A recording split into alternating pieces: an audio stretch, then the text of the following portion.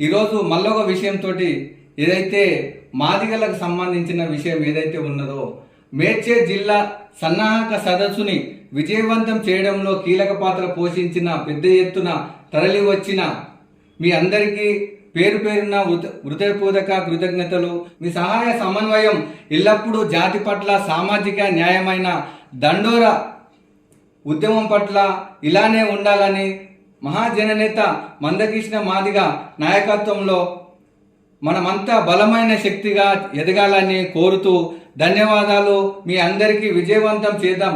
1,00,000 డప్పులు 1000 గొంతుల సాంస్కృతిక ప్రదర్శన ఫిబ్రవరి 7న జరగబోయే ప్రదర్శనకు అందరూ ప్రతి ఒక్కరూ పెద్ద ఎత్తున చంకకు డప్పు వేసుకొని జరగబోయే ప్రదర్శనకు రావాలని మందకృష్ణ మాదిగ తెలంగాణలో ఉన్నటువంటి మాదిగలను కోరడం జరిగింది.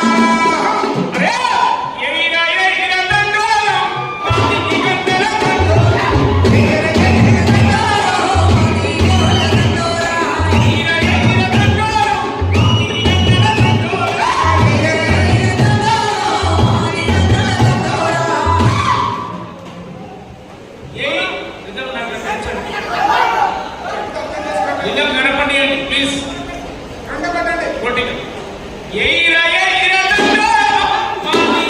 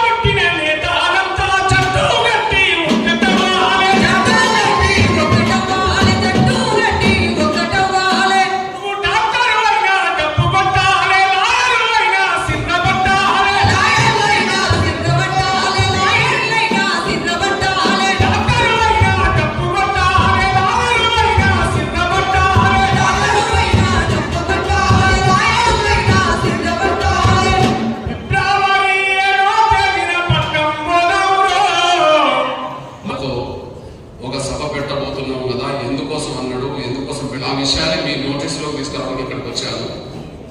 దయచేసి అన్న సోదరులారా, సోదరులారా, ఇంకొక 10 రోజుల్లో ఫిబ్రవరి 7న హైదరాబాద్లో ఎస్సీ వర్గీకరణ అమలుకై లక్షల డప్పుల మాదిగల గుండె చప్పుళ్ళు, కోట్ల మంది ఆకాంక్షలు అనే ఒక గొప్ప సాంస్కృతిక కార్యక్రమం జరగబోతుంది. ప్రపంచ దేశాల్లో వాయిద్యాలు ఉన్నాయి, ప్రపంచ దేశాల్లో ఎన్నో ఉద్యమాలు కూడా జరిగినాయి. కానీ ఎక్కడ కూడా వాయిద్యాలతోనే ఒక ఉద్యమం ఎక్కడ జరగలేదు. రేపు ప్రపంచానికి ఆదర్శమయ్యే విధంగా మాదిగల చేతిలో, మాదిగలలో ఉండబడిన డబ్బే ఒక పెద్ద ఉద్యమంగా మారబోతుంది.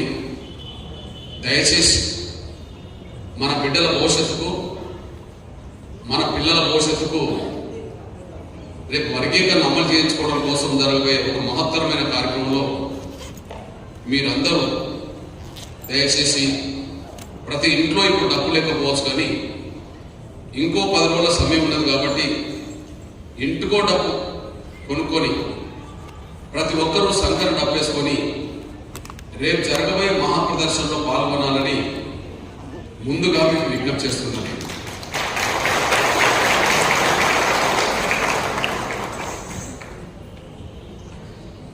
తరతరాలుగా మన మాదిగలమైన మనం వృత్తిపరంగా చెప్పులు కుట్టి జీవనం కొనసాగించింది మన జాతి. చెప్పులు కుట్టే కులంలో పుట్టామని చెప్పి ఎవరు మనం బాధపడాల్సిన అవసరం లేదు. ఒకనాడు ఈ దేశాన్ని రాముడి కాలంలో సింహాసనం మీద ఉండి రాజ్యాన్ని వెళ్ళింది కూడా మనం చెప్పులే. ఆనాడు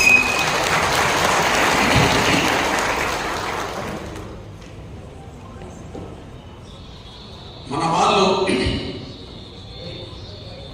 ఈ సమాజానికి సమాచారం అందించడానికి, ఇప్పుడంటే టీవీలు వచ్చినాయి, పేపర్లు వచ్చినాయి, సోషల్ మీడియా అంతా వచ్చింది. కానీ కొన్ని దశాబ్దాల క్రితమే సమాచారాన్ని గ్రామాల్లో ఇంటింటికి ప్రజలకు తెలియజేయాలంటే మన డబ్బే సమాచారాన్ని తెలియజేసేది. సమాచారం సాగుల్లోనూ, బతుకుల్లోనూ, పండుగల్లోనూ, పూజల్లోనూ మన డబ్బు సమాజానికి ఉపయోగపడ్డది.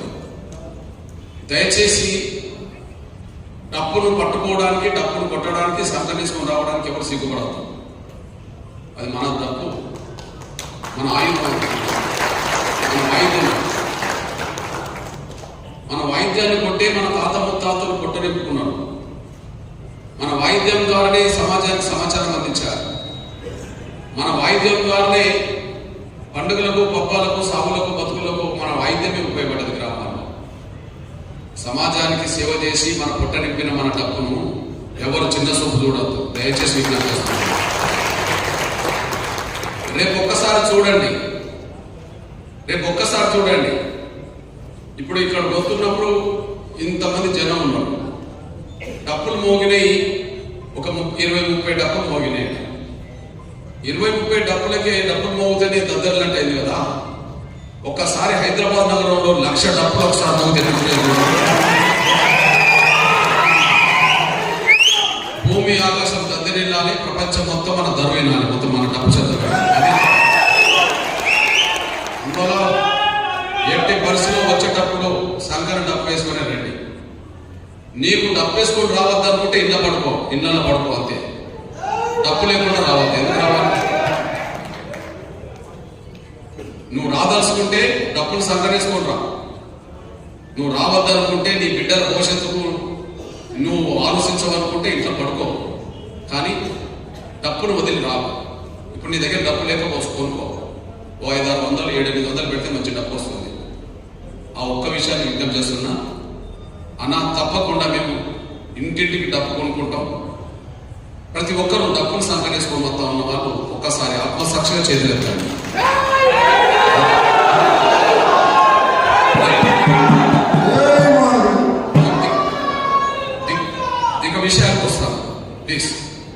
ఇక విషయానికి వస్తాం. సుప్రీంకోర్టు తీర్పు ఆగస్టు 1న మనకు అనుకూలంగా వచ్చింది. సెల్ బాబు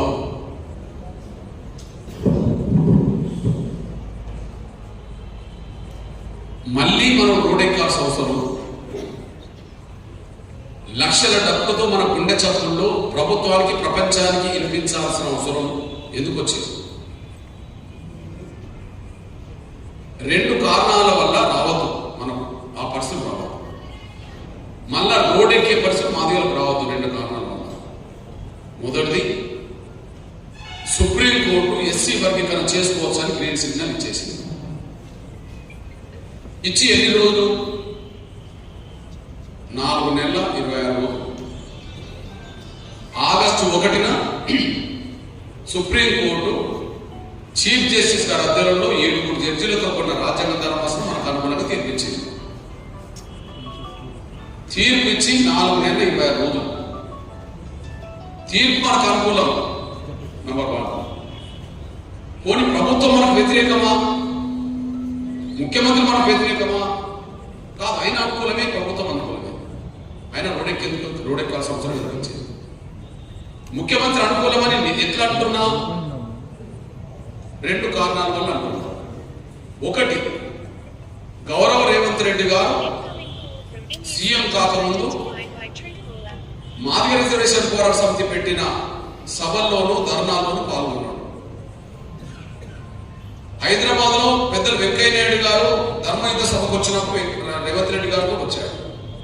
వర్గీకరణ జరగాలని కోరుకున్నాడు. ఢిల్లీలో మనం పెట్టిన ధర్నాలకు వచ్చేసాడు. జంతర్ మంతర్ వద్ద ఒక 10,000 మందితో ఢిల్లీలో ఒక స్టేడియంలో ఒక మీటింగ్ విద్యార్థులు పెడితే ఆ విద్యార్థుల సభ కూడా వచ్చేశారు. ఖచ్చితంగా మాదిగల పోరాటంలో న్యాయం ఉన్నది, వర్గీకరణ జరగాల్సిందని చెప్పి స్పష్టం చేశారు. అంటే వ్యక్తిగతంగా రేవంత్ రెడ్డి గారు మనకు అనుకూలం అనడానికి సాక్ష్యం. 2, సుప్రీంకోర్టు తీర్పు వచ్చిన తర్వాత దేశంలో ఏ ముఖ్యమంత్రి స్పందించక ముందే రేవంత్ రెడ్డి గారు అనుకూలంగా స్పందించారు. నేను సుప్రీంకోర్టు తీర్పు వెలువడే సమయానికి సుప్రీంకోర్టులో ఉన్నా. సుప్రీంకోర్టు తీర్పు మనకు అనుకూలంగా వచ్చింది. సంతోషంతో కొంత కళ్ళనీళ్ళు వచ్చినాయి. 30 ఏళ్ల పోరాటానికి దగ్గర ఫలితం కదా అని అక్కడ నుండి నేను సుప్రీంకోర్టు ప్రాంగణంలో మీడియా దగ్గరకు వచ్చే సమయానికే రేవంత్ రెడ్డి గారు సుప్రీంకోర్టు తీర్పు మీద మాట్లాడాడు అసెంబ్లీలో. ఆయన మాట్లాడిన మాటలు ఏంటిది? నిర్దిష్టంగా మాట్లాడాడు. భారతదేశంలోనే ఎస్సీ వర్గీకరణను తొలిగా తెలంగాణలో అమలు చేస్తాము అన్నాడు. 2, గత నోటిఫికేషన్లో కూడా వర్గీకరణ వర్తింపజేసి ఉద్యోగాలు భర్తీ చేస్తాను అన్నాడు. 3, ఆర్డినెన్స్ తీసుకొస్తాము అని అన్నాడు. మనకు అనుకూలమైన వ్యక్తే అందరికంటే ముందు మనకు అనుకూలంగా అసలు స్పందించాడు. నమ్ముతాం కదా. నమ్మి 2 నెలలు 3 నెలలు నేను మౌనంగా ఉన్నాను. ఎక్కడ కూడా రేవంత్ రెడ్డి గారి మీద నమ్మకాన్ని ప్రకటించుకుంటూ వచ్చానే కానీ చిన్న విమర్శ కూడా నా నుంచి పెట్టలేదు. ఎందుకంటే గతంలో ఉద్యమంలో పాల్గొన్నోడు, శాసనసభలో మనకు అనుకూలంగా మాట్లాడినోడు, ఇక ముందుకు తీసుకెళ్లి మన బిడ్డలకు న్యాయం చేస్తాడు కదా అని అనుకున్నాడు. కానీ ఆయన మాట నిలబెట్టుకోలేదు. పరిస్థితులు ఒకవైపు వచ్చింది, మరొక వైపు ఆయన ఇచ్చిన మాటకు విరుద్ధంగా ఇప్పుడు పరిపాలన కొనసాగుతారు. అది వాస్తవా కాదా మీరు పేరు చేసుకోవడానికి రేవంత్ రెడ్డి గారు శాసనసభలో ఏం మాట్లాడిందో ఒకసారి రికార్డు పరంగా వినండి.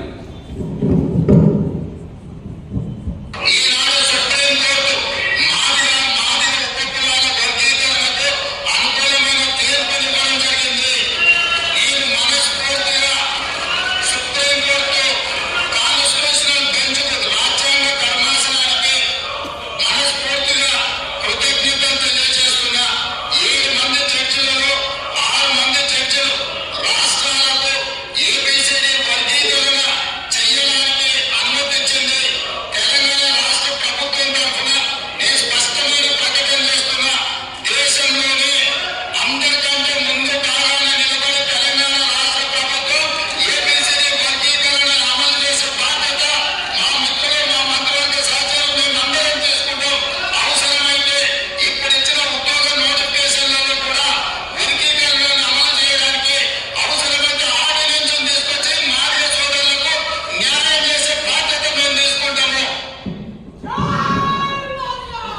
స్పష్టంగా ఉన్నాయి బాబు, ఈ 3 స్పష్టంగా ఉన్నాయి.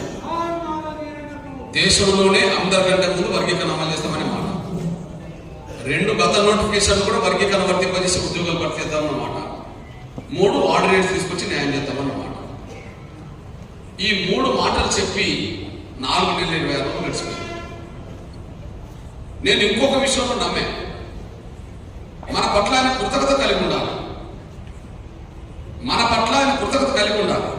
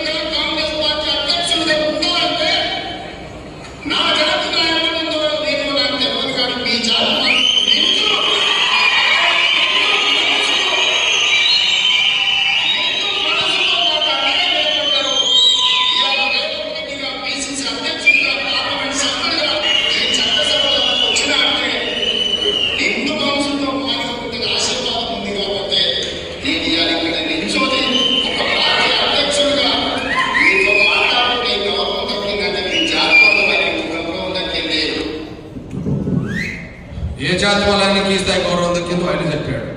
ఆయన అన్న మాటల్లో మీరు అర్థం చేసుకోండి. నా సొంత జాతి నాకు అండగా ఉన్నదో లేదో నేను చెప్పలేను, కానీ మీ జాతి మాత్రం నిండు మనసుతో నన్ను ఆశీర్వదించదని ఇక్కడ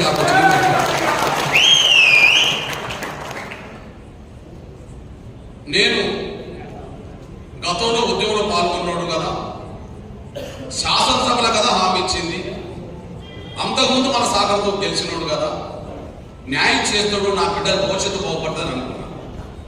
ఒక 2-2.5 నెలలు నేను ఆయన మీద నమ్మకం పెడుతూనే ప్రకటన చేసుకుంటూ వచ్చాను, విమర్శ పెట్టకుండా.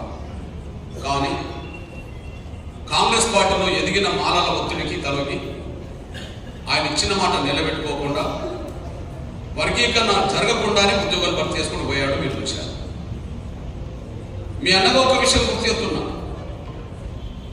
అంతకుముందు ఇచ్చిన నోటిఫికేషన్లకు వర్గీకరణ వర్తింపజేసి ఉద్యోగాలు భర్తీ చేస్తాను అన్నాడు. మరి జరగలేదు కదా.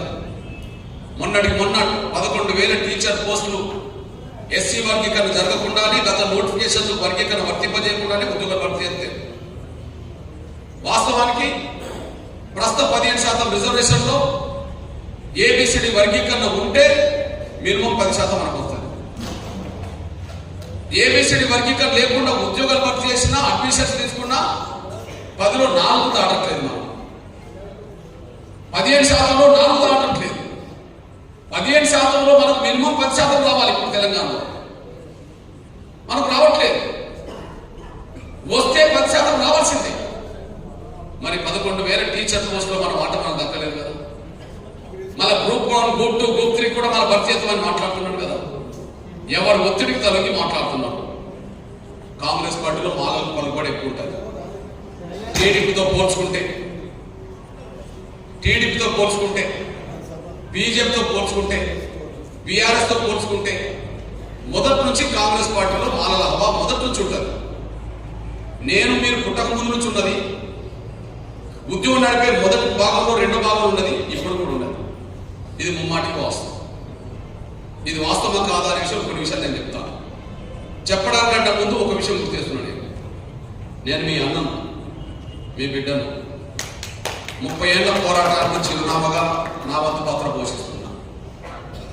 94లో జూలై 7న మొదలైన ఉద్యమం 2024 జూలై 7కి 30 ఏళ్ళు దాటింది. ఇప్పుడు 31 సంవత్సరంలో మన ఉద్యమం కొనసాగుతుంది. భారతదేశంలో ఏ ఉద్యమం కూడా 10 ఏళ్ళు నిలబడలేదు, కానీ మన ఉద్యమం మాత్రం 30 ఏళ్ళు నిలబడి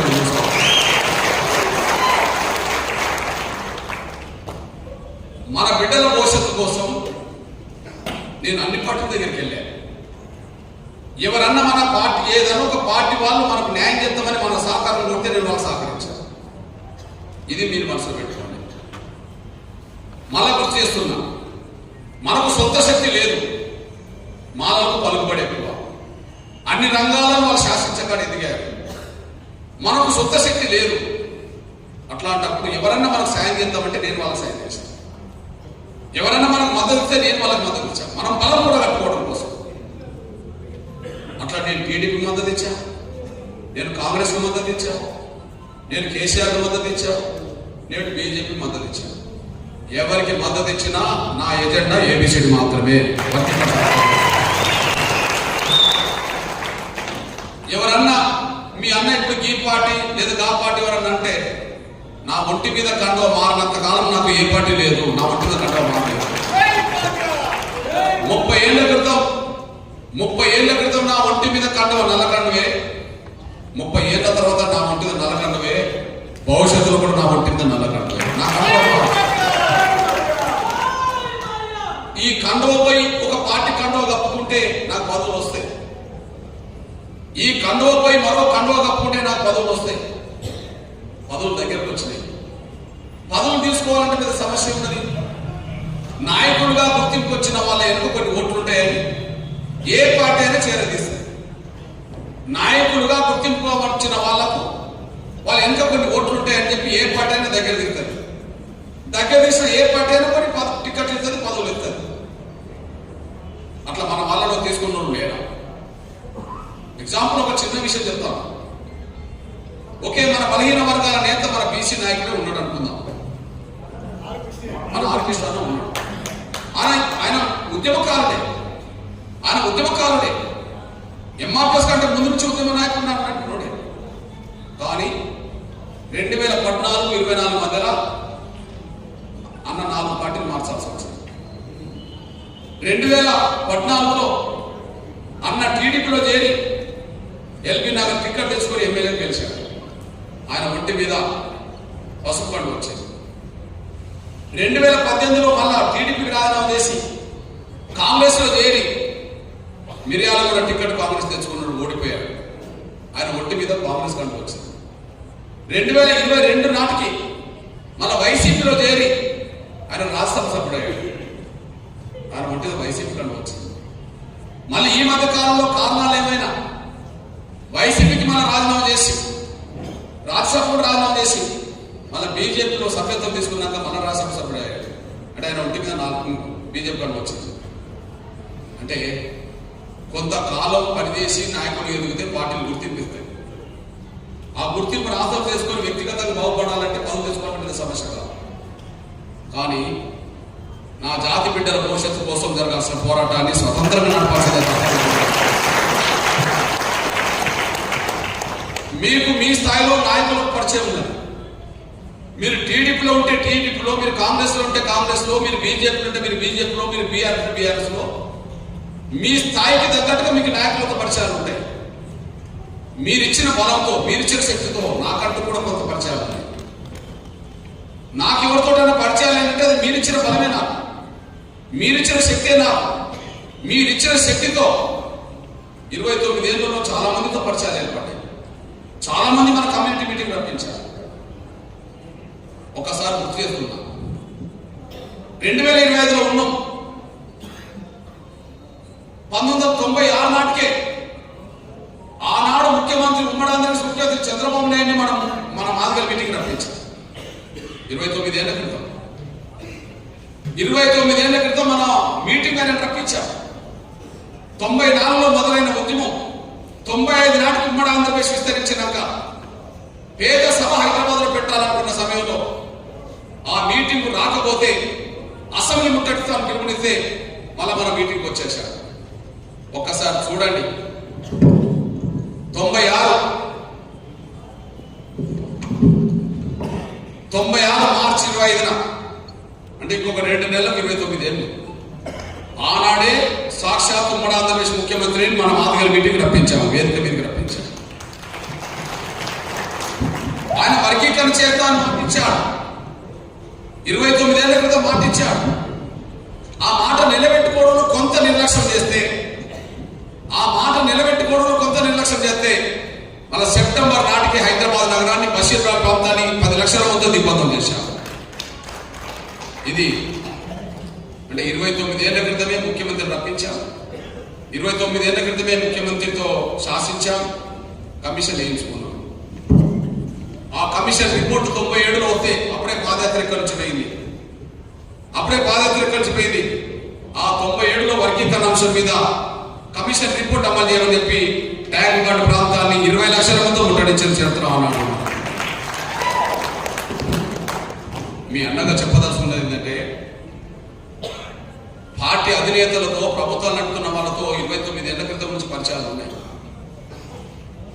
చంద్రబాబు నాయుడు కృష్ణానేని ఏబిసిడి చేస్తా మీ సహకారం కావాలి అన్నాడు. ఏం చేయాలి సార్ అంటే టీడీపీ మద్దతు ఇవ్వన్నాడు. నాకు కావాల్సింది ఏంటి? వర్గీకరణ కదా.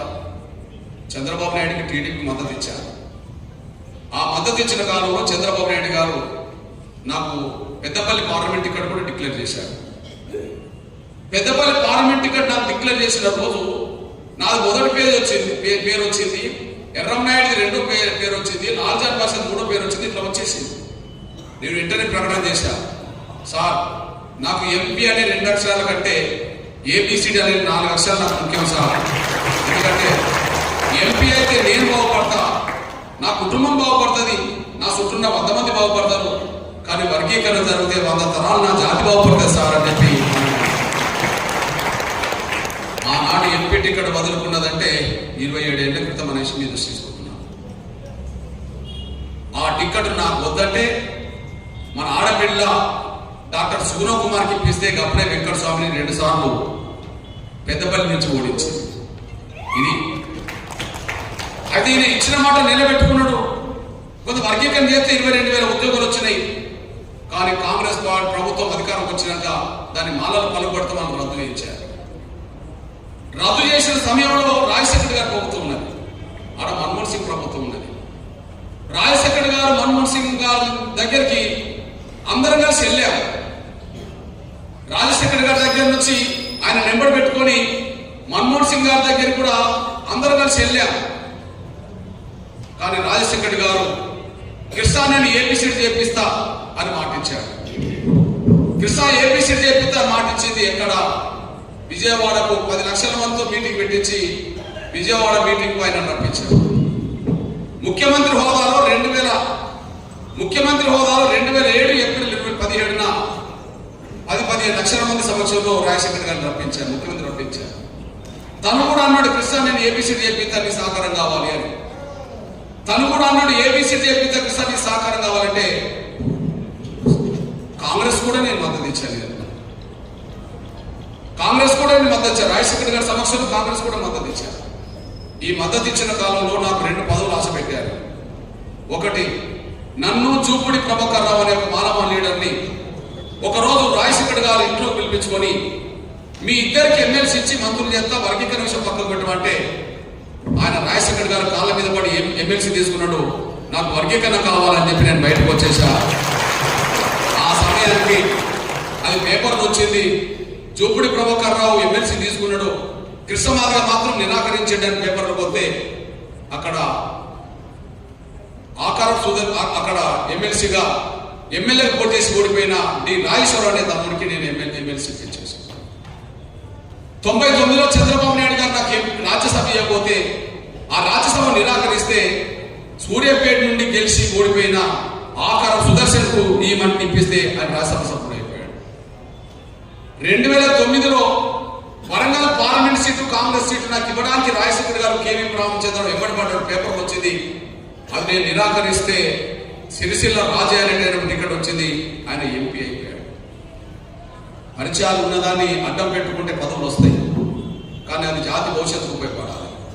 ఒక రాజశేఖర్ గారితో కాదు, ఎస్సీ వర్గీకరణ విషయంలో యూపీఏ గవర్నమెంట్ ఉన్నప్పుడు సోనియా గాంధీని కలిశాను, మన్మోహన్ సింగ్ కలిశాను, సోనియా గాంధీ గారిని కలిశాను, మన్మోహన్ సింగ్ గారిని కూడా కలిశాను. మీ బిడ్డగా సోనియా గాంధీని ఒక్కసారి కాదు, సోనియా గాంధీ గారు ఒక్కసారి కాదు 10 సార్లు కలిశాను. వర్గీకరణ చేపిస్తామంటే రాహుల్ గాంధీ గారు నేను కలిసి ఇద్దరం కలిసి 4-5 సభలు పాల్గొన్నాం. రాహుల్ గాంధీ గారు నేను ఇద్దరం కలిసి 10 సభలు పాల్గొన్నాం. కానీ వాళ్ళు ఇచ్చిన మాట నిలబెట్టుకోలేదు. పోనీ కేసీఆర్తో మీకు పరిచయాలు ఎక్కువ నాకు తెలియదు, కానీ తెలంగాణ రాష్ట్ర ఉద్యమంలో ఆమరణ దీక్ష చేస్తున్నప్పుడు ఆమరణ దీక్ష 10 రోజుల పాటు ఆయన కండం లేదు, మనమే ఆయనకు నిమ్మరసం వచ్చి దీక్ష విరమించింది. ఆయనకు నిమ్మరసం నుంచి తీర్చి మనమే. కానీ ఆయన దళిత ముఖ్యమంత్రి కాడ మాట తప్పడం, 3 ఎకరాల భూ పంపిణీ చేస్తామని మాట తప్పడం, ఉన్న అసైన్మెంట్ భూములనే మన ఎన్నిక గుంజుకోవడం వల్ల ఆయన మనం గట్టిగా ఎదుర్కోవాల్సి వచ్చింది. మనల్ని ఎదుర్కొంటామని చెప్పి నా మీద కక్ష పెట్టుకుని 2 సార్లు ఆయన జైల్లో పెట్టడం జరిగింది. ఇవన్నీ మీరు చూశారు. 4వది ఇప్పుడు ఎస్సీ వర్గీకరణ మనకు అనుకూలంగా ఉండాలంటే ఇప్పుడు నేను ఎక్కడికి వెళ్ళాలి అని అనుకున్నా. తెలుగుదేశం అధికారంలో నేను తెలుగుదేశం దగ్గరికి పోయాను కదా, కాంగ్రెస్ అధికారం ఉన్నప్పుడు ఇక్కడ నుంచి ఢిల్లీ వరకు వెళ్ళాను కదా, కేసీఆర్ ఉద్యమం చేస్తున్న రోజుల్లో కేసీఆర్ని అండ నిలబడ్డా కదా, సుప్రీంకోర్టులో మన కేసు పెండింగ్ లో ఉన్నప్పుడు సుప్రీంకోర్టుకు సుప్రీంకోర్టు వర్గీకరణ అంశం మీద అనుకూలంగా చెప్పాల్సింది కేంద్రమైనప్పుడు మరి నేను ఇప్పుడు ఎవరి దగ్గరికి వెళ్ళాలప్పుడు కేంద్రం దగ్గరికి వెళ్ళాల్సిందే కదా. ప్రస్తుతం కేంద్ర ప్రభుత్వానికి నాయకత్వం అవుతున్నది గౌరవ నరేంద్ర మోడీ గారే కదా. మరి నేను గౌరవ నరేంద్ర మోడీ గారి దగ్గరికి వెళ్లాల్సి వచ్చింది. గౌరవ నరేంద్ర మోడీ గారిని మన మీటింగ్ వేదిక మీదకి రప్పించాల్సి వచ్చింది. ఆయనతో హామీ తీసుకోవాల్సి వచ్చింది. ఆయన మనకు అనుకూలంగా స్పందించాల్సి వచ్చింది. ఎస్సీ వర్గీకరణ అనుకూలంగా సుప్రీంకోర్టులో తీర్పు రావడానికి కేంద్రం ఇచ్చిన అఫిడవిట్ కారణమైంది. కేంద్రం ఇచ్చిన అఫిడవిట్ కూడా దీనికి కారణమైంది. 2004లో మనం ఓడిపోయాం, 2024లో గెలిచాం. ఎక్కడ ఓడిపోయినాం అక్కడనే ఓడిపోయినాం, ఎక్కడ గెలిచాం అక్కడనే గెలిచాం. అక్కడ ఓడిపోవడానికి కారణం ఏంది? అప్పుడు యూపీఏ గవర్నమెంట్ ఎస్సీ వర్గీకరణ విషయంలో మనకు అనుకూలంగా అఫిడవిట్ ఇవ్వలేదు. ఎస్సీ వర్గీకరణ విషయంలో అటార్నీ జనరల్, సోలిసిటర్ జనరల్ మనకు అనుకూలంగా పంపలేదు. అప్పుడు మనం నష్టపోవాల్సి వచ్చింది. కానీ ప్రధానమంత్రి గౌరవ నరేంద్ర మోడీ గారు వేదిక మీదకి వచ్చినాక సుప్రీంకోర్టుకు ఏం చెప్పాలో కేంద్ర ప్రభుత్వం లిఖితపూర్వకంగా చెప్పింది, అఫిడవిట్ ఇచ్చింది. అదే సమయంలో అక్కడికి అటార్నీ జనరల్, సోలిసిటర్ జనరల్ పంపి 3 రోజుల విచారణ మనకు అనుకూలంగా స్పందించడం చేసింది. అంతిమంగా తీర్పు మనకు అనుకూలంగా వచ్చింది. ఇది రిజల్ట్. అంటే ఆనాడు ఓడిపోవడానికి ఆనాడు ప్రభుత్వ సహకారం లేకపోవడం కారణం, ఈనాడు గెలవడానికి ఇప్పుడు ప్రభుత్వ సహకారం ఉండడం కారణం. ఇది మీ ముందు నేను పెడుతున్నాను. నేను ఏ పార్టీ నాయకుడిని కాదు, అందరి దగ్గరికి వెళ్ళాను. మరి ఈ పార్లమెంట్ ఎన్నికల్లో ఏం జరిగింది? ప్రధానమంత్రి గారు గౌరవ నరేంద్ర మోడీ గారు మన వేదికకి వచ్చినాక ఇక అందరూ కృష్ణకు బీజేపీ టికెట్ ఇవ్వబోతుంది, వరంగల్ నుంచి పోటీ చేస్తున్నాడు అని చెప్పి ప్రచారం జరిగింది కదా. అన్ని ఎలక్ట్రానిక్ మీడియాలో, ప్రింట్ మీడియాలో, ప్రధాన పత్రికల్లో ఏం వార్తలు వచ్చినాయి? వరంగల్ సీట్లు కృష్ణమాదిగ గారికి బీజేపీ ఖాయం చేసింది వచ్చింది. అందరు అనుకునేది నిజమే, ప్రధానమంత్రి మనసులో కూడా నిజమే. కానీ ఆ వచ్చే టికెట్ నా కాకుండా ఆరు రమేష్ అని మన మాదిగ బిడ్డకి ఇప్పించాను. ఇప్పుడు నా మాదిగ పాత్ర పోషించాను. నేను మళ్ళీ చెప్తున్నా, నేను టీడీపీగా, నేను కాంగ్రెస్గా, నేను బీఆర్ఎస్ గా, నేను బీజేపీ కాదు, మాదిగ బిడ్డల భవిష్యత్తు కోసం 30 ఏళ్ళుగా నా వంతు పాత్ర పోషించాను. ఇప్పటికీ నేను ఏ కండువ కప్పుకోలేదు, ఇప్పటికీ నా కండువ మారలేదు, భవిష్యత్తులో నా కండువ మారదు. ఇది జ్ఞానం. కానీ నా జాతి బిడ్డల భవిష్యత్తు గురించి మాత్రం అందరి దగ్గరికి వెళ్ళాల్సి వచ్చింది, అందరి మాటకు విలువ ఇవ్వాల్సి వచ్చింది, అందరికీ నేను సాయం చేయాల్సి వచ్చింది. అందరూ కొంతమంది నిలబెట్టుకున్నారు, కొంతమంది నిలబెట్టుకోలేదు. నిలబెట్టుకున్నది ఎవరి మాట? చంద్రబాబు నిలబెట్టుకున్నారు. నిలబెట్టుకున్నది ఎవరు? గౌరవ నరేంద్ర మోడీ గారు నిలబెట్టుకున్నారు. నిలబెట్టుకోలేదు ఎవరప్పుడు? కాంగ్రెస్ నిలబెట్టుకోలేదు, కేసీఆర్ నిలబెట్టుకోలేదు. ఇది వాస్తవం. నేను చెప్పేది సత్యమా కాదా మీరు పేరు చేసుకోండి. ఎందుకంటే ఇక్కడ నా కులస్తులైన మీరు కాంగ్రెస్ లో ఉన్నారు, బీఆర్ఎస్ లో ఉన్నారు, బీజేపీలో ఉన్నారు, ఇతర పార్టీలో ఉన్నారు కూడా ఉన్నారు. ఇక్కడ అంటే ఇక్కడ టీడీపీ లేకుండా పోవచ్చు, కానీ ఒకనాడు టీడీపీ ఉన్నారు కూడా ఉన్నారు కదా, మరి బీఆర్ఎస్ లో ఉన్నారు కదా, ఇక్కడ కాంగ్రెస్ లో ఉన్నారు కదా, బీజేపీ ఉన్నారు కదా. మీకు పార్టీలు ఉండవచ్చు, నాకు నా జాతి భవిష్యత్తు తప్ప నాకు పార్టీ లేదు. మీకు ఉండవచ్చు, నాకు లేదు. నా తాపత్రయం వల్ల నా బిడ్డల భవిష్యత్తు 100 తరాలు ఎట్లా బాగుపడాలనేది నా ఆలోచన. మీరు పార్టీ లీడర్ల గురించి ఆలోచిస్తున్నారు, నేను మీ బిడ్డల భవిష్యత్తు గురించి ఆలోచిస్తున్నాను. మీరు ఎవరెవరి గురించో ఆలోచించుకుంటున్నారు, నేను 30 ఏళ్ళుగా పోవడం చెప్తున్నది మీ బిడ్డల భవిష్యత్తు గురించి ఆలోచిస్తున్నాను. ఆ ఒక్క విషయం మాత్రం ఆలోచించుకోవాల్సింది విజ్ఞప్తిస్తుంది. ఇకపోతే ఇప్పుడు కనుక వర్గీకరణ అమలు చేసుకోతే అమలు చేసుకోలేము. ఇప్పుడు వర్గీకరణ అమలు చేసుకోతే మరెప్పుడు అమలు చేసుకోలేము. కారణం ఏంటిది? దళితులు దళితుల్లో 59 కులాలు ఉన్నాయి. ఒక మాలలో స్వార్థపరులు తప్ప మీద 58 కులాలు వర్గీకరణ కోరుకుంటున్నాయి కదా. 59 కులాల్లో మాలలో స్వార్థపరులు తప్ప, నేను అందరినీ కూడా అంటలేను, అందులో కొంతమంది స్వార్థపరులు తప్ప 55 కులాలు వర్గీకరణ కోరుకుంటున్నాయి కదా. అందులో అతిపెద్ద జనాభా గల కులం మాదిగలు కదా. అందుకనే మాదిగలు యుద్ధంలో ముందు వరుసలు ఉన్నాం. నంబర్ 1. రెండోది, దళితుల్లో 59 కులాలు 58 కులాలు మన వైపు ఉంటే మొత్తం సమాజం ఎవరి వైపు ఉన్నది? మిగతా వాళ్ళందరూ ఎస్సీలు, బీసీలు, మైనార్టీలు, ఓసీలు కూడా. ఇవాళ నేను మీటింగ్ పెట్టి వస్తుంటే బ్రాహ్మణ వయసు ఆడబిడ్డలు కూడా మన డబ్బు కొట్టిండ్రు. మేము వర్గీకరణ సోషల్ మీడియాలో చూడండి. ఇప్పుడు సోషల్ మీడియాలో వస్తుంది. బ్రాహ్మణ వయసులో కుల పెద్దలే కాదు, వాళ్ళ సమస్య జరిగింది. మనకు మద్దతుగా బ్రాహ్మణ వయసుల సమావేశం సోమాజిగూడ ప్రెస్ క్లబ్ జరిగింది. అందులో 10 మంది బాగా అవగాహన గల చెల్లెలు అక్కలు వచ్చారు అక్కడికి. వాళ్ళు వచ్చి మనం డబ్బు కొడుతుంటే అన్న మేము కూడా మీకు అండగా నిలబడతామని వాళ్ళు డబ్బు కొట్టిండ్రు. ఒకనాడు బ్రాహ్మణ వయస్సులు మనల్ని చిన్న చూసినారు అనుకునే వాళ్ళం కదా. కానీ మన బతుకు మార్చడం కోసం వాళ్ళు కూడా మన అండగా నిలబడుతున్నారు కదా. మూడోది, అంటే సమాజం మొత్తం మనకు అనుకూలంగా చెప్తున్నాను నేను. మూడోది, ఈ దేశంలో వర్గీకరణ మీద నియమించబడ్డ ప్రతి కమిషన్ వర్గీకరణ జరగాలని కోరుకున్నాను. నేను మీ అన్నగా, నేను పుట్టక ముందే ఒక కమిషన్ పడ్డది. లాల్ బహదూర్ శాస్త్రి ప్రధానమంత్రి ఉన్న కాలంలో 1965లో కమిషన్ పడ్డది. లోకూర్ కమిటీ అంటారు. షెడ్యూల్ కులాలలో 58 కులాలు రిజర్వేషన్ ఫలాలు పొందలేదు, కానీ ఒక మాలలు మాత్రమే రిజర్వేషన్ ఫలాలు ఏకపక్షంగా పొందిండ్రు అని చెప్పి వీళ్ళని ఎస్సీ నుంచి తొలగించాలని చెప్పి 65లో రిపోర్ట్ ఇచ్చింది. అప్పటికి నేను పుట్టలేదు. నేను 65 జూలై 7 నాకు పుట్టిన సంవత్సరం. 65 జూన్ 1కే ఈ రిపోర్ట్ వచ్చేసింది. నేను పుట్టక ముందు వచ్చింది. ఈ రిపోర్టును అడిగేటోళ్ళు లేరు కనుక, ఈ కమిషన్ రిపోర్టును అమలు చేయమని అడిగేటోళ్ళు లేరు కనుక ఇది పెండింగ్ లో పడ్డాయి. తర్వాత జరిగిన పరిణామంలో ఎంఆర్పిఎస్ 94 వచ్చింది. 96 వచ్చినప్పటికీ ఎంఆర్పిఎస్ ఉద్యమం మొదలుపెట్టింది. ఆ ఉద్యమం మొదలుపెట్టిన సమయంలో చంద్రబాబు నాయుడు రామచంద్రన్ కమిషన్ వేశారు.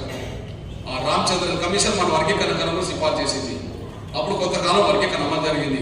మన పిల్లలకు మేలు జరిగింది. మన కాంగ్రెస్ వచ్చినాక వర్గీకరణ రద్దయింది. రద్దయిన తర్వాత మన ఉద్యమం మొదలు పెట్టాము. ఆ ఉద్యమానికి వచ్చిన మన రాజశేఖర్ గారు ప్రధానమంత్రి మన్మోహన్ సింగ్ దగ్గరకు వచ్చి జస్టిస్ ఉషా కమిషన్ ఇచ్చిండు. ఈ ఉషా కమిషన్ రిపోర్ట్ కూడా మనకు అనుకూలంగా వచ్చింది. అంటే కమిషన్ నివేదికలన్నీ మనకు అనుకూలం. ఒక మాలలో స్వార్థపరులు తప్ప, ఒక మాలలో స్వార్థపరులు తప్ప కమిషన్ రిపోర్ట్ మనకు అనుకూలం. నాలుగోది, మీ అన్నగా చెప్తున్నా, ఇప్పుడు నేను నలుగురు గురించి సూచించాను. చంద్రబాబు నాయుడు, రాజశేఖర్ నుంచి మొదలుకొని రాహుల్ గాంధీ వరకు, లేదా కేసీఆర్ నుంచి మొదలుకొని మన ప్రధానమంత్రి వచ్చారు కాదు. తెలంగాణ రాష్ట్ర ఏర్పాటు మద్దతుగా కేసీఆర్ గారు ఎన్ని పార్టీలతో లేఖలు రాయించిందో అదే కాలంలో కేసీఆర్ కంటే 2 లేఖలు మన వర్గీకరణకు అనుకూలంగా రాయించారు. దేశం మొత్తం మీద అన్ని పార్టీలు మనకు అనుకూలం. అన్ని పార్టీలు ఇక్కడ మనకు అనుకూలం. దేశంలో నిజాటి పార్టీ అనుకూలం. నేనేం చెప్పా, కేసీఆర్ నేను ఏకకాలంలో రాయించాను. ఆయనకు తెలంగాణ ఉద్యమానికి మద్దతుగా లేఖలు రాయించాడు. నేను వర్గీకరణకు మద్దతుగా లేఖలు రాయించాను. కేసీఆర్ కంటే 2 లేఖలు అదనంగా తీసుకొచ్చాను. ఒకసారి మీరు దృష్టి పెట్టుకోండి. లేఖలు రాయించే సమయానికి రోషే ముఖ్యమంత్రి, రోషే లేఖలు రాసిన సమయంలో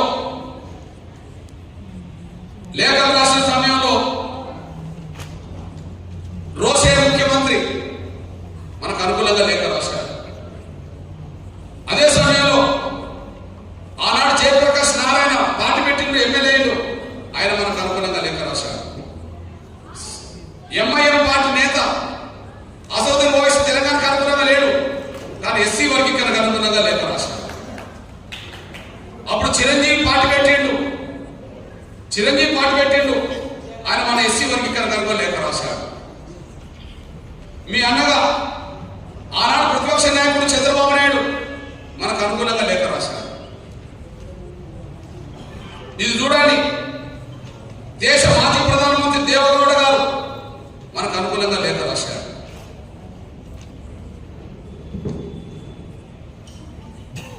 లాలూ ప్రసాద్ యాదవ్ మనకు అనుకూలంగా లేఖ రాశారు. శరద్ యాదవ్ మనకు అనుకూలంగా లేఖ రాశారు. అజిత్ సింగ్ మనకు అనుకూలంగా లేఖ రాశారు.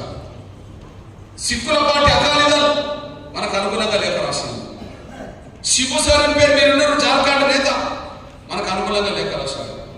శివసేన పార్టీ మనకు అనుకూలంగా లేఖ రాశారు. అస్సాం పార్టీ గణపరిషత్ మనకు అనుకూలంగా లేఖ రాశారు. సిపిఎం మనకు అనుకూలంగా, తెలంగాణకు అనుకూలంగా లేదు, కానీ ఎస్సీ వర్గీకరణకు అనుకూలంగా ప్రకాష్ భారతి లేఖ రాశారు. సిపిఐ పార్టీ బర్ధన్ మనకు అనుకూలంగా లేఖ రాశారు. శరద్ పవార్ మనకు అనుకూలంగా లేఖ రాశారు. బీజేపీ జాతీయ అధ్యక్షుడు హోదాలో నితిన్ గడ్కరీ మనకు అనుకూలంగా లేఖ రాశారు. కేసీఆర్ మనకు అనుకూలంగా లేఖ రాశారు. అప్పుడు డి శ్రీనివాస్ పిసిసి అధ్యక్షుడు ఆయన లేఖ రాశారు. ఈ దేశంలో తెలంగాణ ఉద్యమాన్ని బలపరిచిన పార్టీల కంటే వర్గీకరణ ఉద్యమం బలపరిచిన పార్టీల సంఖ్య ఎక్కువ.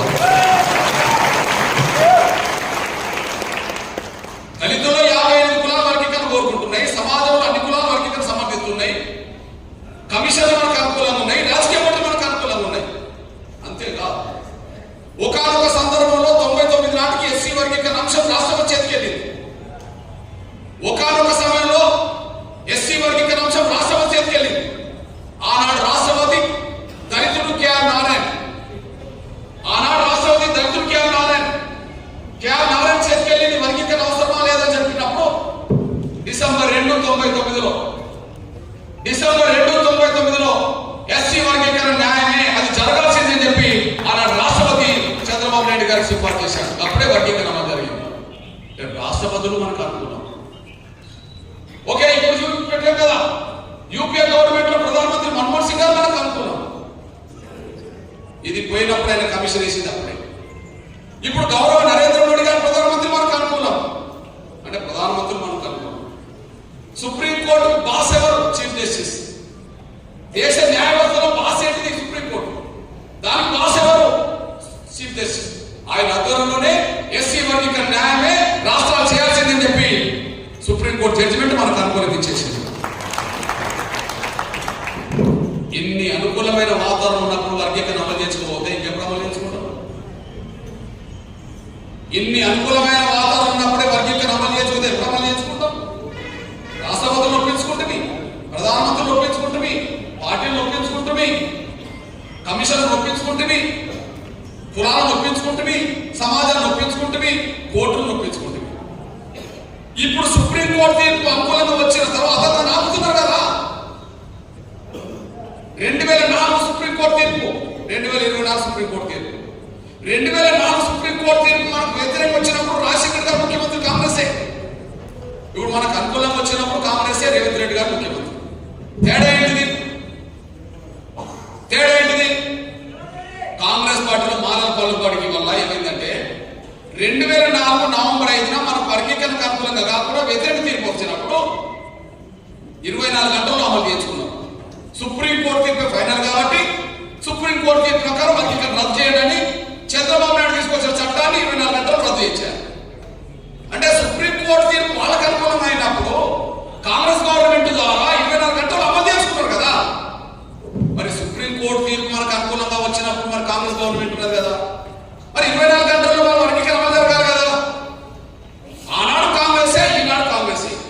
మనకు వ్యతిరేక తీర్పు వచ్చినప్పుడు అమలు చేయించింది, మనకు అనుకూలంగా తీర్పు వచ్చినప్పుడు మాత్రం 4 నెలల 26 రోజులు అవుతుంది. ఇప్పటికి తేడా ఉన్నది. ఎందుకు వచ్చింది తేడా?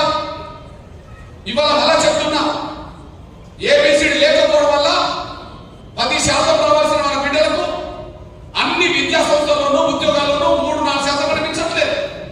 అంటే 6-7% మన బిడ్డలు నష్టపోతున్నారు కదా. ఈ పరిస్థితి ఎందుకు వచ్చింది? 4 నెలల 20 రోజులు ఎందుకు దాటుతున్నది? దానికి కారణం మానవ ఒత్తిడి. మానవ ఒత్తిడికి ఎవరు తలొగ్గిరు? కాంగ్రెస్ తలొగ్గుతారు. బీజేపీ తలొగ్గలేదు. బీజేపీలో మారలు లేరా? టీడీపీలో మారలు లేరా? టీడీపీలో మారాలన్నా చంద్రబాబు నాయుడు మాట నిలబెట్టుకున్నాడు. బీజేపీలో మారాలన్నా గౌరవ నరేంద్ర మోడీ గారు మాట నిలబెట్టుకున్నాడు. కానీ కాంగ్రెస్ మారాల ఒత్తిడికి కాంగ్రెస్ మాట నిలబెట్టుకోవట్లేదు. కాంగ్రెస్ మాట నిలబెట్టుకుంటే ఆనాడు యూపీఏ గవర్నమెంట్ లో ఏబిసిడి జరగాల. కాంగ్రెస్ మాట నిలబెట్టుకుంటే ఈ 4 నెలల సమయం పట్టాల్సిన అవసరం లేకుండానే వర్గీకరణ జరగాలి.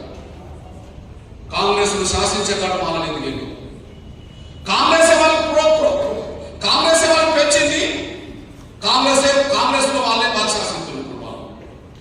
3 సాక్ష్యాలు వాస్తవం. మీ బిడ్డకు చెప్తున్నా గ్రహించండి. వాళ్ళు ఏ పార్టీలో ఎంత శాసిస్తారో నాకు తెలియదు, కానీ కాంగ్రెస్ మాత్రం శాసించే కాడే తీయాలి. వాళ్ళ పునాదులు ఇప్పటి నుంచి కాదు, నేను పుట్టక నుంచి వాళ్ళకి బలపడ్డాయి. కాంగ్రెస్ మొదటి నుంచి మాలని కాంగ్రెస్ ప్రోత్సహించింది, వాళ్ళని బయట తీసుకొచ్చింది. ఇప్పుడు వాళ్ళ కంట్రోల్లో ఉంటుంది. అందుకు 3 సాక్ష్యాలు ఆత్మ కథ పేరు చేసుకోండి మీరే. ఈ దేశంలో కాంగ్రెస్ పార్టీ స్వాతంత్రం వచ్చినాక ఒక దళితుని ముఖ్యమంత్రి చేయాలనుకున్నారు. ఈ దేశంలో స్వాతంత్రం వచ్చిన తర్వాత పరిపాలన జరుగుతున్న కాలంలో ఒక దళితుడిని మొదటిసారి ముఖ్యమంత్రి చేయాలనుకున్నది. ఎక్కడి నుండి చేసింది దళితుడిని? దేశం మొత్తం మీద ఉమ్మడి ఆంధ్రప్రదేశ్ నుంచి ఒక దళితుడిని చేసింది. ఆయన పేరు సంజీవయ్య, ఆయన మాల. అంటే ఈ దేశంలో మొదటి దళిత ముఖ్యమంత్రి ఎవరంటే మాలయ్య. అప్పటికి నేను పుట్టలే, ఇక్కడ చాలా మంది పుట్టలే. నేను పుట్టలే, మీరు పుట్టలే. మొదటి దళిత ముఖ్యమంత్రి మాలయ్యనే. కాంగ్రెస్ పార్టీ మొదటి దళిత అధ్యక్షుడు కూడా మాలయ్య. ఇప్పుడు కాంగ్రెస్ పార్టీ నేషనల్ ప్రెసిడెంట్ ఎవరు? మల్లికార్జున ఖర్గే. ఆయన ఎవరు? కర్ణాటక మాలే. నేను మాట్లాడే సమయానికి కాంగ్రెస్ పార్టీ మాలే అధ్యక్షుడు. నేను పుట్టక ముందు కాంగ్రెస్ పార్టీకి మొదటి అధ్యక్షుడు కూడా మాలే, దామోదర్ సంజయ్. అంటే మొదటి ముఖ్యమంత్రి మాలే, మొదటి కాంగ్రెస్ పార్టీ అధ్యక్షుడు మాలే. అప్పటికి మేము పుట్టలేదు, కానీ ఇప్పుడు కాంగ్రెస్ పార్టీ అధ్యక్షుడు కూడా మాలే. వాళ్ళు అక్కడి నుంచి పునాదులు పడుతున్నాయి. ఆ తర్వాత ఉద్యోగాలను భర్తీ చేసుకొని వాళ్ళు పైకి వచ్చేసారు. 2 కుటుంబాలు మన కాంగ్రెస్ లో దామోదర్ సంజయ్ తో బలపడ్డాయి. కాంగ్రెస్ పార్టీలో 2 కుటుంబాలు బలపడ్డాయి. ఒకటి మల్లు అనంతరావు కుటుంబం, వాళ్ళే మల్లు రవి, మల్లుపట్టి విక్రమార్క. 2 ప్రధానంగా జి వెంకటస్వామి కుటుంబం, వాళ్ళిద్దరు కొడుకులు ఇప్పుడు మనవడు, వాళ్ళు రాజకీయాల్లో చట్టసభలో వాళ్ళు నాశనం చేసుకొని వాళ్ళ ఎమ్మెల్యేలే గెలుస్తారు. ఇవాళ మీ బిడ్డగా మీ అన్నగా ఒక విషయం గుర్తెత్తున ఆలోచించారు. యూపీఏ గవర్నమెంట్ ఎందుకు మనకు అనుకూలంగా లేదప్పుడు? శాసించగల వాళ్ళు ఆఫీసర్లు ఏ స్థాయిలో ఎదిగిందంటే అప్పుడు మంత్రులు వాళ్ళే, చక్రం తిప్పేది వాళ్ళే, పార్లమెంట్ మెంబర్లు వాళ్ళే. కానీ ఆఫీసర్లు ఏ స్థాయికి ఎదిగిందో చెప్తున్నా నేను. ఆనాడు 2004, 2014 మధ్య 10 ఏళ్ళు యూపీఏ గవర్నమెంట్ నడిపింది ఎవరు? 3. టెక్నికల్ గా ప్రధానమంత్రి మన్మోహన్ సింగ్. ఆయన కార్యాలయంలో, ప్రధానమంత్రి కార్యాలయంలో కార్యాలయ సెక్రటరీగా ఐఏఎస్ అధికారి కాంతారావు ఉన్నాడు. ఆయన మా యువనేత రాహుల్ గాంధీకి కూడా సలహాదారు ఉన్నాడు. యువనేత రాహుల్ గాంధీకి సలహాదారు అయితే రాజశేఖర్ ఐఏఎస్ అధికారి మాల సలహాదారు. యూపీఏ చైర్పర్సన్ సోనియా గాంధీ అయితే సోనియా గాంధీకి సలహాదారు కొప్పుల రాజు మాల. ఇప్పుడు శ్రీరామ్ మెంబర్ ఉన్నాడు. ఈ దేశాన్ని నడిపింది ఆ 3. ఆ 3 సలహాదారులు ఇక్కడ మాలలేదు. ఇక మన మాట వినేటోళ్ళు 6 నెలలకో సంవత్సరానికి ఒకసారి పోతే 2 నిమిషాల అపాయింట్మెంట్ దొరకాలంటే కష్టం వాళ్ళకి. కానీ 3 దగ్గర 3 మాలలే ఉన్నారు. కేంద్ర క్యాబినెట్ లో మాలలే ఉన్నారు. సీనియర్ నాయకులు మాలలే ఉన్నారు. ఒక అడుగు కూడా ముందుకు నడవలేదు. మరి కాంగ్రెస్ మనకు వ్యతిరేకమా? సూత్ర రీత్యా కాంగ్రెస్ వర్గీకరణ అనుకూలమే. పంజాబ్ లో ఎస్సీ వర్గీకరణ చేసింది కాంగ్రెసే. ఇప్పుడు కాదు, 94 కంటే ముందు 75లోనే ఎస్సీ వర్గీకరణ చేసింది. పోలి ఉషా మేర కమిషన్ వేసింది కాంగ్రెసే. రాజశేఖర్ గారు ముఖ్యమంత్రి ఉన్నప్పుడు అసెంబ్లీ తీర్మానం తీసుకొచ్చింది కాంగ్రెసే.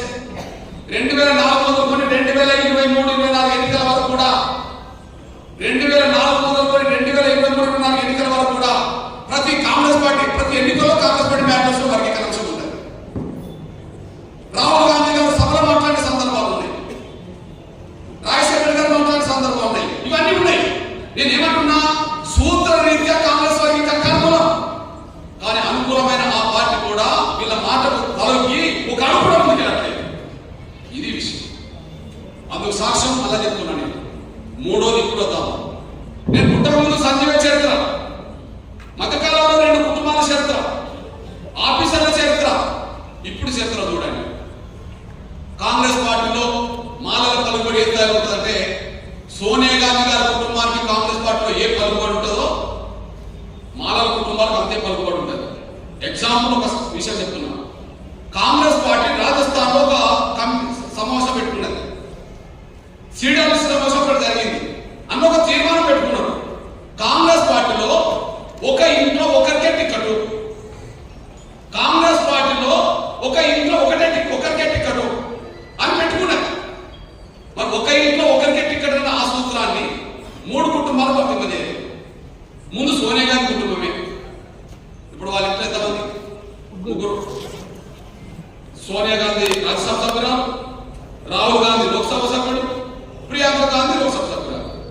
పెట్టుకున్న తీర్మానం ఏంటిది? ఒక ఇంట్లో ఒకరికే టికెట్. మరి సోనియా గాంధీ కుటుంబాన్ని వర్తించిందా? అది పక్కన పెట్టేసి రెండు మిగిలిన 2 కుటుంబాలు మాధవ కుటుంబాలు దేశం మొత్తం ఎక్కడ లేవు. ఏకకాలంలో 3 పదవులు పొందేంత శక్తి మాధవకి ఉన్నది. ఎగ్జాంపుల్ ఇప్పుడు కర్ణాటకకి వెళ్ళండి. మల్లికార్జున్ ఖర్గే కాంగ్రెస్ పార్టీ అధ్యక్షుడే కదా, కానీ ఆయన రాజ్యసభ ప్రతిపక్ష నాయకుడు కూడా. వాళ్ళ కొడుకు సిద్ధరామయ్య గవర్నమెంట్ లో మంత్రి, ఇప్పుడు వాళ్ళ అల్లుడు కొడుకులుగా ఎంపీ. అంటే ఏకకాలంలో 3 పదవులు పొందేంత శక్తి సోనియా గాంధీ కుటుంబానికి ఉంటే అతను మాధవ కుటుంబానికి ఉన్నది. ఇప్పుడు అక్కడ వదిలిపెట్టు, మన తెలంగాణ గురించి మాట్లాడుకుందాం. తెలంగాణలో సరే సహజంగా కాంగ్రెస్ పార్టీ అంటే రెడ్ల నాయకత్వం ఉంటుందా అంటాం కదా, ఎక్కువ రెడ్లు ప్రభావితం చేస్తున్నారు అంటాం కదా. అవును, రెడ్లు ప్రభావితం చేశారంటే వాస్తవమే. కానీ ఏకకాలంలో వాళ్ళ ఇంట్లో 2 పదవులు తెచ్చుకోగలుగుతున్నారు కానీ 3 పదవులు తెచ్చుకోలేకపోయారు. కాంగ్రెస్ పార్టీ అంటే రెడ్ల నాయకత్వం ఎక్కువ ఉంటుందనే విషయం మనందరం తెలుసు. కానీ అదే కాంగ్రెస్ పార్టీలో ఉండబడే రెడ్లు 2 పదవులు తెచ్చుకోగలుగుతున్నారు ఏకకాలంలో, 3 పదవులు తెచ్చుకోలేకపోయారు. కానీ మాలలో 2 తెచ్చుకుంటారు, 3 తెచ్చుకుంటారు. ఎగ్జాంపుల్ ఇది ఉమ్మడి నల్గొండ జిల్లాలో మనం పేరు చేసుకుంటే ఉత్తమ్ కుమార్ రెడ్డి భార్య ఏకకాలంలో ఉన్నారు కదా. పోనీ కోమటిరెడ్డి వెంకటరెడ్డి, కోమటిరెడ్డి రాజగోపాల్ రెడ్డి ఏకకాలంలో ఉన్నారు కదా. లేదు జామిరెడ్డి కొడుకులు ఇద్దరు, ఒక ఎమ్మెల్యే ఒక ఎంపీ ఏకకాలంలో ఉన్నారు కదా. 2 పదవులు వచ్చాయి, 3 తెచ్చుకోలేదు కదా. ఆ 2 పదవులు మాల కూడా తెచ్చుకుంటారు. మళ్ళీ బట్టి విక్రమార్క, మళ్ళీ రవి వాళ్ళిద్దరు అన్నదమ్ములు తెచ్చుకున్నారు కదా. కానీ 2 కాడిని ఆగిపోయింది కానీ మాల 3 దాకా వచ్చాయి. అదే వెల్లంపల్లి ఎమ్మెల్యే వెంకటస్వామి పెద్ద కొడుకు ఇప్పుడు వర్గీకరణ ఆపుతా అని మాట్లాడుతున్న వ్యక్తిమో చిన్న కొడుకు చంద్రుని ఎమ్మెల్యే, ఆయన కొడుకు ఇప్పుడు పెద్దపల్లి ఎమ్మెల్యే. ఇప్పుడు చెప్పండి కాంగ్రెస్ పార్టీలో హవా ఏంటని. కాంగ్రెస్ పార్టీ ఎప్పటి నుండి మనకు వచ్చేస్తే ఏ స్థాయికి ఇచ్చిందో చూడండి. ఆ స్థాయిలో ఉన్న వాళ్ళు సుప్రీంకోర్టు తీర్పును మేము ఆత్మని చెప్పి మాట్లాడుతున్నాం. వారు వాళ్ళకు రాజకీయ పలుబాటు ఉన్నది, వాళ్ళకి ఆర్థిక పలుబాటు ఉన్నది, వాళ్ళ సొంత చేతుల్లో మీడియా కూడా ఉన్నది. నేను దేశవ్యాప్తంగా తిరుగుతున్నా. భారతదేశంలో ఒక దళిత కుటుంబం 1,00,000 కోట్ల దాకా ఎదిగిన కుటుంబం ఏదైనా ఉంటే, ఒక రాష్ట్రంలో కాదు మొత్తం దేశవ్యాప్తంగా వ్యాపారాలు పొందుతున్న కుటుంబం ఏదైనా ఉంటే, ప్రపంచ దేశాల వ్యాపార పరిశ్రమ ఉన్న కుటుంబం ఏదంటే వెంకటస్వామి కుటుంబమే. 1,00,000 కోట్ల అంటే చట్టసభలో ఏకకాలంలో 3 పదవులు పొందేంత శక్తి వాళ్ళకు ఉన్నది. ఈ దేశం మొత్తం మీద ప్రపంచ దేశాల వ్యాపారాలు చేసేంత శక్తి వాళ్ళకు ఉన్నది. మీడియా భారతదేశంలో ప్రధాన media electronic media, print media ఉన్నత వర్గాల చేతులు ఉన్నది. కానీ దేశంలో ఒకే ఒక దళిత కుటుంబం చేతుల్లో ఎలక్ట్రానిక్ ప్రింట్ మీడియా ఉన్నది. అదే వెంకటస్వామి కుటుంబం చేతులు ఉన్నది. V6 వెలుగు వాళ్ళ చేతులు ఉన్నది. అంటే 100 కోట్ల రూపాయలు పెట్టి మీడియా నడిపే శక్తివంతులు, దేశ విదేశాల వ్యాపారం చేసేంత శక్తివంతులు, ఏకకాలంలో చట్టసభలో 3 పదవులు పొందేంత శక్తివంతులు వాళ్ళు రోడ్డు మీదకి వచ్చి మేము వర్గీకరణ ఆపుతామని చెప్పి తెలంగాణలో మీటింగ్లు పెడతారు. వర్గీకరణ మీటింగ్ పెడుతున్నా లేదా? ఆ మీటింగ్ లో నాయకత్వం ఎత్తున్నది వెంకటస్వామి కుటుంబం కాదా? వెంకటస్వామి కుటుంబం రోడ్డు మీదకి వచ్చి ఆపుతున్నది, మళ్ళీ కుటుంబం ఇంటర్నల్ గా కుట్ర చేస్తున్నది. వెంకటస్వామి కుటుంబం రోడ్డు మీదకి వచ్చి ఆపేతం చేస్తున్నది, మేము ఆపుతామని చెప్పి. మళ్ళీ బట్టి విక్రమార్క కుటుంబం, రవి కుటుంబం ఇంటర్నల్ కుట్ర చేస్తున్నది. దానివల్ల రేవంత్ రెడ్డి గారు ఒక అడుగు ముందుకెళ్ళి ప్రసవాడు. మీ అన్న ఒక విషయం గుర్తు చేస్తున్నా, వాళ్ళ పలుకుబడికి ఒక మాట చెప్తున్నా నేను. రేవంత్ రెడ్డి గారు స్పీడ్ తగ్గించిండు అని అన్నారు. ఎందుకు తగ్గించిండు? రేవంత్ రెడ్డి గారు వర్గీకరణ మాట్లాడినాక ఈ మల్లు కుటుంబము, వెంకటస్వామి కుటుంబం అక్కడికి పోయింది మల్లికార్జున ఖర్గే దగ్గరికి. మల్లికార్జున ఖర్గే దగ్గరికి పోయి చెప్పుకున్నారు, రేవంత్ రెడ్డి గారు వెంటనే అమలు చేస్తా ఉంటాడు, దాన్ని ఆపండి అని చెప్పి. మల్లికార్జున ఖర్గే స్టేట్మెంట్ ఇవ్వకుండా ఆయన వచ్చి కేసీ వేణుగోపాల్ అనే జాతీయ ప్రధాన కార్యదర్శితో ఒక స్టేట్మెంట్ ఇప్పించాడు. ఏమి ఇచ్చాడు? ఎస్సీ వర్గీకరణ విషయంలో కాంగ్రెస్ ప్రభుత్వాలు తొందరపడకూడదు, జాతీయ కమిటీ నిర్ణయం లేకుండా ఎవరు ముందడుగేయద్దు, ఈ విషయంలో మా మాట రేవంత్ రెడ్డి కూడా వర్తిస్తుందని చెప్పేశారు. ఉన్నాయే దేశంలో 3 ప్రభుత్వాలు. ఆ 3 ప్రభుత్వాల్లో రేవంత్ రెడ్డి గారికి ఈ మాట వర్తిస్తారు. ఎందుకన్నాడు? రేవంత్ రెడ్డి గారే ముందు చెప్తాడు కాబట్టి ఆ మాటకు చెప్పేశారు. అంటే కాలు కట్టేశారు, చేతులు కట్టేశారు, నోరు కట్టేశారు, కమిటీలు అన్నారు, కమిషన్లు అన్నారు, రిపోర్ట్ రాకుండా ఉద్యోగాలు భర్తీ చేసుకుంటూ పోతున్నారు మానవులందరూ కలిసి. అంటే కాంగ్రెస్ పార్టీని శాసించి ముఖ్యమంత్రి మీద ఒత్తిడి తీసుకొచ్చి అది ఆపుతున్నారా లేదా? ఆపినంత కాలం మన బిడ్డలకు అన్యాయం జరుగుతుందా లేదా? మరి ఎంతకాలం జరగాలి? అరే 30 ఏళ్ళు పోరాటం చేసి సాధించింది. ఇప్పుడు అమలు కాడ కూడా అర్థమవుతున్నాయి కదా. 30 ఏళ్ళు పోరాటం చేసి సాధించింది. సాధించుకున్న ఫలాలు మన బిడ్డలకు అందించే సమయం కూడా అర్థమవుతున్నాం కదా. మీటింగ్ పెట్టిండ్రా కదా మొన్న హైదరాబాద్ లో ఏ మీటింగ్ పెట్టిండ్రు? సింహగర్జనంట. ఎవరు సింహాలు? మాలల సింహాలట. ఓకే, మాలల సింహాలు సింహగర్జన పెట్టుకున్నారు. ఆ వేదిక మీద ఏం మాట్లాడిండ్రు? ఆ వేదిక మీద ఎట్లాంటి హెచ్చరికలు చేస్తున్నారు? వర్గీకరణ కోరుకునే వాళ్ళు తొక్కుకుంటూ పోతామన్నారు. రాలేదా? వర్గీకరణ జరగదు అని చెప్పి మీసా తిప్పుతున్నారు. తిప్పిండ్రా లేదా? వర్గీకరణ ఎట్లా జరగదో చూస్తామని తొడలు పడుతున్నారు. పట్టిండ్రా లేదా? తెలంగాణ గడ్డ మీద 170 మంది ఎస్సీలో మాదిగలు ఉన్నారు. 20% ఉండబడిన మాలలు ఇక్కడ ఉన్నారు. దళితుల్లో వాళ్ళు మీటింగ్లు పెట్టి సింహాలను మీటింగ్లు పెడుతుంటారు. వాళ్ళు తొడలు కొడతారు మన మీద, మన మీసా చెప్తుంటారు. అదే సమయంలో తొక్కుకుంటూ పోతా అంటారు.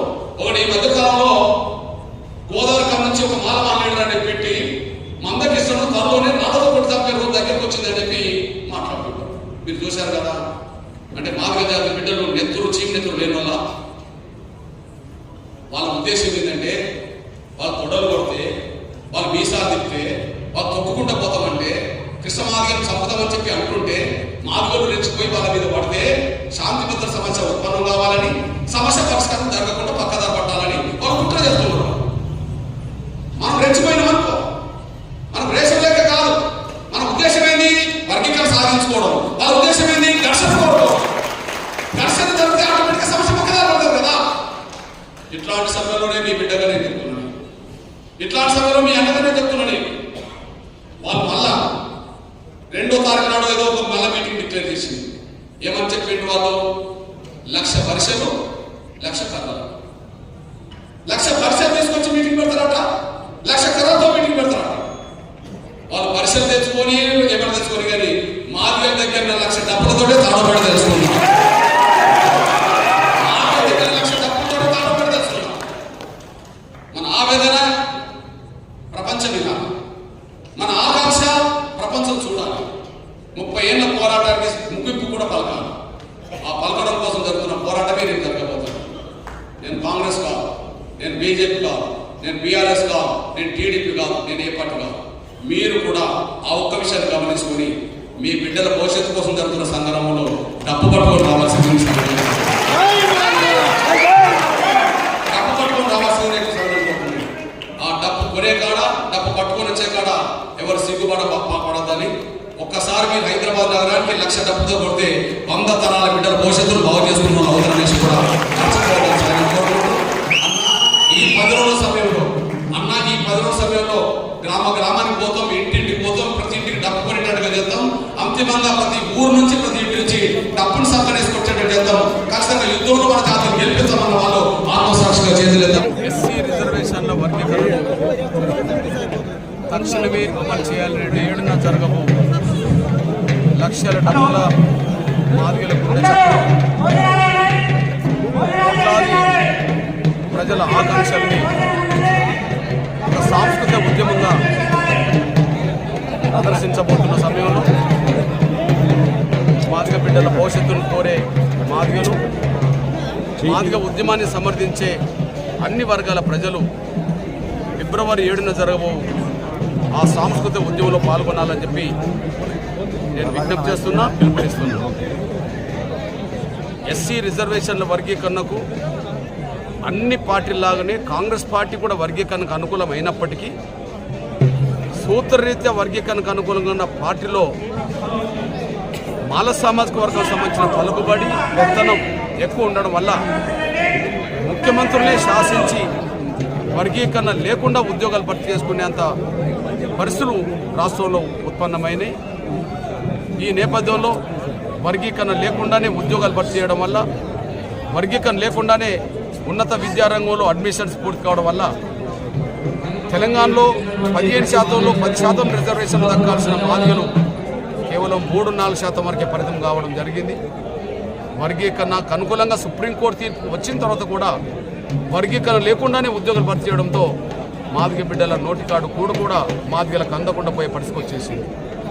అందువల్ల ఏమాత్రం ఆలస్యం చేయకుండా వర్గీకరణ అమలు చేస్తేనే మాదిగ బిడ్డలకు భవిష్యత్తు ఉంటుంది కనుక అందుకు ప్రభుత్వాన్ని విజ్ఞప్తి చేయడం కోసం, ప్రభుత్వానికి మరొకసారి గుర్తు చేయడం కోసం, మన ఆవేదన, మన ఆకాంక్ష ఈ ప్రభుత్వానికే కాదు ప్రపంచానికి గుర్తు చేయడం కోసం జరగబోయే మహోత్తరమైన ప్రదర్శనే ఫిబ్రవరి 7న హైదరాబాదులో లక్షల డప్పులతో గుండె చప్పులనే మహోత్తరమైన కార్యక్రమం. కోట్లాది మంది ప్రజల ఆకాంక్షలకు అనుగుణంగా పాటలు పాడే కార్యక్రమం జరగబోతున్న సమయంలో ఇంటికో డప్పు కొనుక్కోండని, ఇంటికో మనిషి డప్పును సంకనేసుకొని హైదరాబాద్కు రావాలని, ఖచ్చితంగా డప్పు పట్టుకునే కాడ డప్పు కొట్టే కాడ మాదిగ జాతి బిడ్డల భవిష్యత్తును చూపెట్టుకొని హైదరాబాద్ నగరానికి ఖచ్చితంగా రావాలని నేను విజ్ఞప్తి చేస్తున్నా, పిలుపునిస్తున్నాను. Thank you.